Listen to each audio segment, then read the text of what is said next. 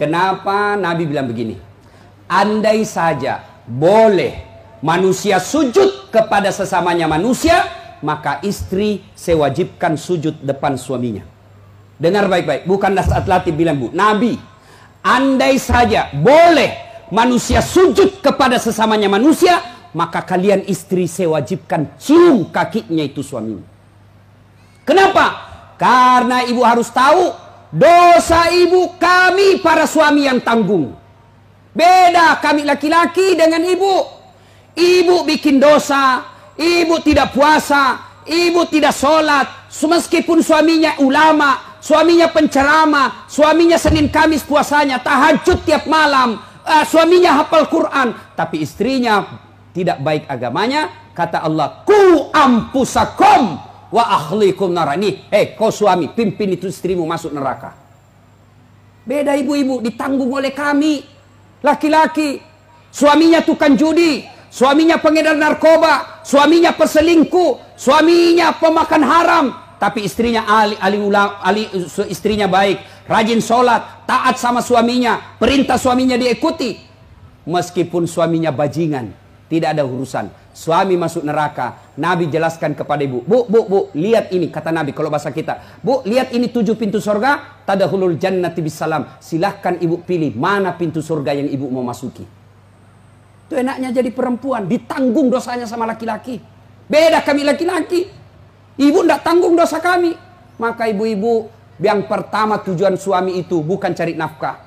Ibu yang perlu cari dari suami bukan mendidik yang utama, tapi yang utama adalah cari ridhanya suami. Jangankan ibu keluar rumah, Senin Kamis saja diharamkan oleh Allah apabila tanpa izin suami. Saya ulang, jangankan keluar rumah, Senin Kamis ibu puasa sunnah tanpa izin suami, haram puasa itu, Bu. Contoh, pengantin baru, suaminya cuti 3 hari. Istrinya langsung, Bang, saya puasa Senin Kamis ya. Kata suaminya, saya sengaja cuti ini karena saya mau dapat jatah siang-siang. Tidak boleh ibu puasa tanpa izin. Ya? Jelas? Jelas ibu? Jelas? Dengar lagi. Ada orang bertetangga, marah ini tetangga, lapor sama Nabi. Apa pasalnya? Sakit ini bu tetangganya, dia datang panggil anaknya, seorang perempuan. Bu, ibu mamanya lagi sakit, datang ki pergi lihat ki. Apa kata ini ibu anaknya? Mohon maaf, suamiku pergi tugas, saya dilarang keluar rumah sebelum suami saya pulang. Sakaratil maut ini ibunya, datanglah ibu, sudah sakaratil maut ibumu, kau datanglah besuk dia. Saya minta maaf, saya mau sekali tapi suami saya belum pulang. Akhirnya meninggal, mau dimakamkan, datang lagi. Bu, sudah meninggal ibumu, kau datang yang terakhir kalinya. Mohon maaf, saya cukup berdoa. Kenapa? Suami saya belum pulang, saya tidak berani tinggalkan rumah. Marah yang manggil-manggil, dia pergi lapor sama Nabi. Ya Rasulullah, tetanggaku keterlaluan. Dari sakit, sakaratil maut, sampai meninggal, tidak datang lihat ibunya. Saya 3 kali datang memanggilnya. Kenapa kata Nabi? Dia dipesan sama suaminya, jangan keluar rumah sebelum pulang. Mendengar ini, apa Nabi marah? Subhanallah, Nabi justru menjelaskan, alhamdulillah diampuni seluruh dosa ibu yang meninggal karena punya anak yang taat sama perintah suaminya. Ada ibu-ibu Bayangkari begitu sih? Ada? Yang banyak saya lihat baru 10 menit pergi suaminya juga keluar juga dia Pak. Dia tawaf satu komplek. Dia kelilingi satu komplek. Masya Allah. Ya, alangkah bahagianya kita suami pergi menjalankan tugas sebagai aparat negara. Lalu istrinya sholat duha 8 rakaat. Selesai sholat duha dia kirimkan SMS suaminya. Pak, jangan menghalalkan segala cara. Rezeki sudah Allah tentukan. Meskipun bapak kejar kalau bukan rezeki, bapak tidak akan masuk. Tapi meskipun bapak tidak kejar setengah mati, kalau rezeki bapak pasti masuk. Bapak jangan menghalalkan segala cara. Salam sayang selalu dari istrimu di rumah. Bahagianya. Itu suami kalau dapat SMS begini bu, dia kasih lihat itu semua di kantor di polsek. Lihat kau istriku, istri yang soleha. Pernah SMS begitu suaminya bu? Pernah? Paling SMS jangan lupa singgah beli gas. Masih baik kalau gas, kalau pembalut. Saya pernah rasakan ini, Pak. Saya pulang takziah malam-malam, tiba-tiba mamanya cek SMS, Ustaz, habis pembalut. La haula wala quwata illa billah. Saya singgah di warung, saya berdoa, mudah-mudahan tidak ada yang kenal saya. Begitu saya bayar, tiba-tiba ada ibu bilang, Ustaz beli pembalut. Langsung aku bilang, biar mi daripada saya melahirkan. Pak, Bapak juga jangan tipu suami istri.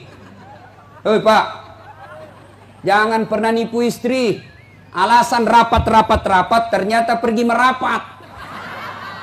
Saya dipanggil komandan, ini namanya istri kasihan kalau sudah lapor, komandan, lah iya Pak, silakan lari. Ternyata pergi merapat. Pak, kadang saya ditanya, Ustadz kenapa pangkat golongan saya tidak bisa sekali baik Ustadz? Rezeki saya bilang Bapak dosa sama istri. Gimana Allah mau bukakan pintu rezeki kalau orang yang setia menunggu Bapak di rumah Bapak khianati? Ya? Masih ingat waktu menikah? Apa kita ucapkan waktu menikah? Bapaknya bilang begini yang perempuan, saya nikahkan engkau dengan anak gadisku ini dengan mahar tunai karena Allah. Siapa yang kita jadikan mahar? Siapa yang kita jadikan jaminan? Tunai karena Allah. Kita ambil anak gadisnya orang, dihalalkan anak gadisnya orang atas nama Allah. Allah yang kita jadikan jaminan. Kapolres saja Bapak jadi jaminan. Kalau Bapak salah gunakan, dipindah Bapak, Pak. Kalau perlu dipecat. Saya atas nama Kapolres ini diminta untuk, padahal itu bohong. Marah Kapolres, Pak. Apalagi Allah. Maka Bapak kalau sengsara hidupnya, susah rezekinya, koreksi. Mungkin Bapak terlalu banyak mengkhianati istri. Gimana Allah mau bukakan pintu rezeki? Kalau istri suka marah-marah, Bapak, kalau istri suka marah-marah, rumusnya diam. Jangan, kalau istri marah, minta penjelasan, lebih diam. Kalau perlu makan obat tidur. Karena itu perempuan kalau dia sudah marah, dijelaskan, tidak jalan otaknya, Pak. Apalagi kalau dia bilang, pokoknya, sudah diam saja, Pak. Dijelaskan tidak masuk akal. Sudah dijelaskan, tidak ungkit lagi yang 10 tahun yang lalu. Kenapa dua? ini semua ini. Sudah lewat 7 tahun, masih tidak ungkit-ungkit lagi. Pada dia bilang, sudah mindak mi berhenti mak. Bertengkar, itu dulu. Maka lebih Bapak minum obat tidur. Kalau dia ngomel, Pak, maklumi saja. Kenapa? Dengar baik-baik. Ada sahabat Nabi, waktu itu Umar bin Khattab presiden. Suka ngomel dan marah istrinya. Maka suaminya mau lapor sama Umar supaya dipanggil, dimarahi sama Umar, presiden. Begitu dia mau lapor sama Umar, dekat dari rumah Umar, dilihatnya Umar juga dimarahi sama istrinya. Pulang dia bilang, presiden aja dimarah, pulang dia. Besok ketemu sama Umar, ya Amirul Mukminin, saya lihat Anda kemarin marah-marah sama istri, diam-diam saja. Senyum, dengar bapak-bapak, dengar para lelaki. Apa jawaban Umar? Begitulah cara saya berterima kasih kepada istriku yang telah hamil, melahirkan dan menyusui anak saya.